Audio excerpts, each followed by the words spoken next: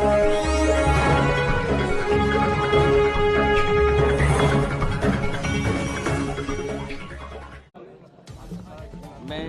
मौलाना साहब का धन्यवाद देना चाहता हूँ कि रोज़ा इफ्तारी के बहाने हम सब लोग यहाँ पर रोज़ा इफ्तारी किए हैं और ये हमारे हिंदुस्तानियत की पहचान है कि हम एक दूसरे के त्यौहार पर एक दूसरे के सेलिब्रेशन में हम लोग शामिल होते हैं।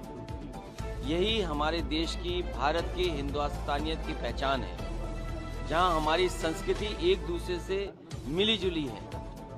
यही गंगा जमनी तहजीब है।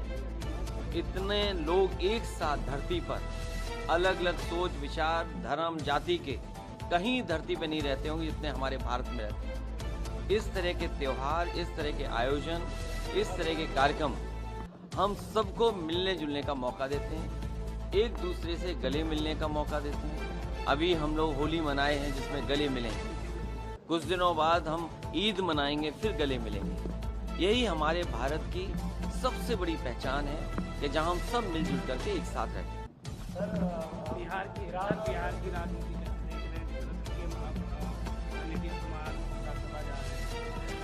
जो लोग राजनीति को समझते हैं उन्हें पहले दिन ही पता था कि भारतीय जनता पार्टी क्या कदम उठाएगी, और ये बात पहले भी कही गई थी कि आदरणीय नीतीश कुमार जी को हम सब लोग मिलकर के प्रधानमंत्री बनाना चाहते थे, लेकिन वो अब एज ए मुख्यमंत्री रहे। अब वो रिटायर होंगे राज्यसभा मेंबर के रूप में। हम तो चाहते थे कि प्रधानमंत्री के रूप में रिटायर हों, लेकिन अब वो राज्यसभा के मेंबर होकर के ही रिटायर हो जाएंगे। युद्ध के पक्ष में हम लोग नहीं हैं। समाजवादी पार्टी कभी युद्ध के पक्ष में नहीं रही है। युद्ध नुकसान करता है, युद्ध जाने लेता है। युद्ध के परिणाम हमेशा दुखदायी होते हैं, दुख पहुंचाते हैं। युद्ध के पक्ष में हम लोग नहीं।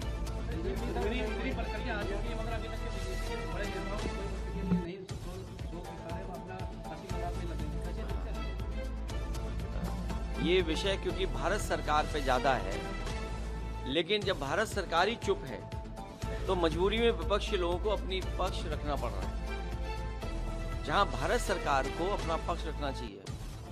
और इतनी कमजोर शायद सरकार कभी किसी ने नहीं देखी।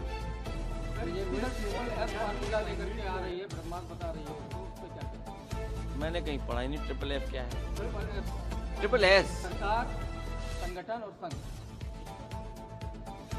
बहुत बच के रहना। बहुत सस्पिशियस लोग हैं ये, बहुत सीक्रेटिव काम करते हैं, बहुत सिलेक्टिव फैसले लेते हैं। तो इनका एसएस जो भी हो, हमने एसएस आपको बता दिया।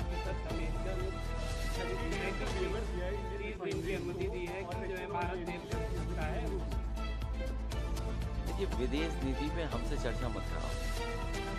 विदेश नीति जो दिख रही है वो नहीं है। अंदर ही अंदर कहाँ हाथ किससे मिले हुए किसी को नहीं पता। और कारोबार से हम लोग जुड़ गए हैं।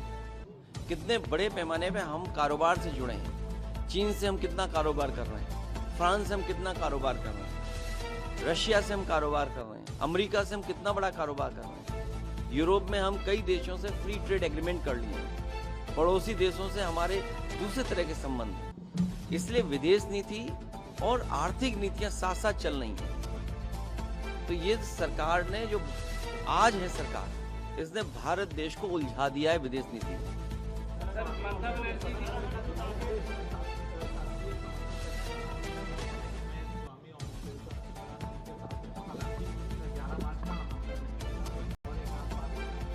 मैं तो देश के सभी साधु संतों से और जितने भी हमारे पूजनीय गुरुजन हैं जो समय समय पे भारत की संस्कृति को आगे बढ़ाते हैं, वो सभी पूजनीय शंकराचार्य जी का समर्थन करें। क्योंकि आज अगर पूजनीय शंकराचार्य जी के साथ ये व्यवहार हुआ है तो कल किसी के साथ भी हो सकता है। ये सरकार डरा के काम कर रही है। ये डरा करके लोगों को अपमानित कर रही है। उनको कितनी पीड़ा हुई होगी जब उन पर झूठे मुकदमे लगे। शायद भारत में पूरा इतिहास उठा करके देख लें आप, कभी किसी शंकराचार्य को इतना अपमानित नहीं होना पड़ा होगा सरकार के माध्यम से।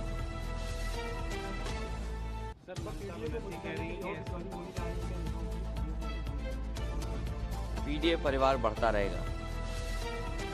जितने जो पीड़ा से बंधे लोग हैं वो सब पीडीए में आ रहे हैं।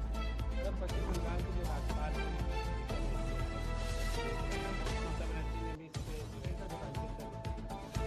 बंगाल के चुनाव के बाद और यूपी के चुनाव के बाद ये तो इस्तीफे कम हुए हैं, न जाने कितने इस्तीफे होंगे। देखिए